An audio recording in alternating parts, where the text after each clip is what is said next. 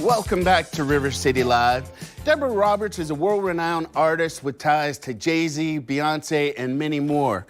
Her exhibit at the Cummer Museum of Art and Gardens is titled I'm, and explores deep societal topics that many are hesitant to speak on. This is a continuing exhibition entitled I'm by Deborah Roberts. And it's a traveling exhibition that started in Austin, Texas, and now the one I final link here in Jacksonville.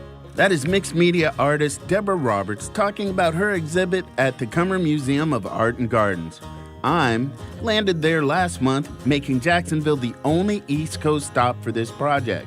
It's focused on Black children aged 8 to 12. Deborah explains why. When you're looking at works by Black artists and where it's all about adult people, and I noticed that no one was talking about the level of child. How do we start? I mean, how do we put on the gloves to fight society? And it starts very early. And I want to explore that. Why can't kids just have a regular childhood and then fight all the stereotypes that they have to do? I had to fight it when I was in the 6th grade, so I thought it was a perfect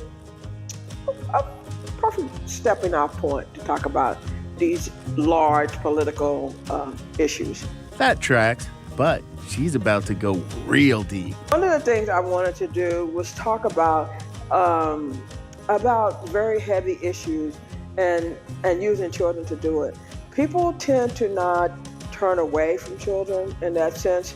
You can have conversations about race and conversations with non-Black people about how certain policies and politics have rendered me helpless in times, and by asking for something, not that I'm begging for it, I just want an equal playing ground so I can do what I need to do.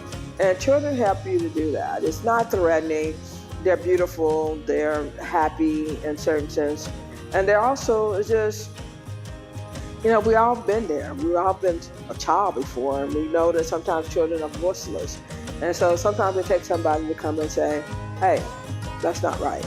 Deborah talks about how I'm has been received by the public. I get very good feedback. In fact, I want to be a voice in a choir of people talking about this stuff.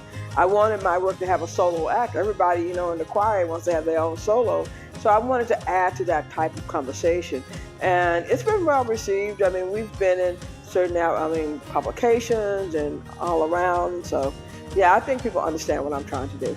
I mentioned that Jacksonville is the only East Coast stop. Deborah explains how that came to be and why it's important. Jacksonville is the perfect place to have it. Why not Jacksonville? That's what the question should be. Why not? I have a history with Andrea, and we did a show in Atlanta.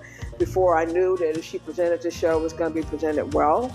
I was happy with that. When they told me that there was a chance to go to Jacksonville, what do you think? You know, because when we have to ask our collectors, our purchasers, the museums, to actually not have the work for 2 years. They purchase the work, but they don't get to have it for 2 years.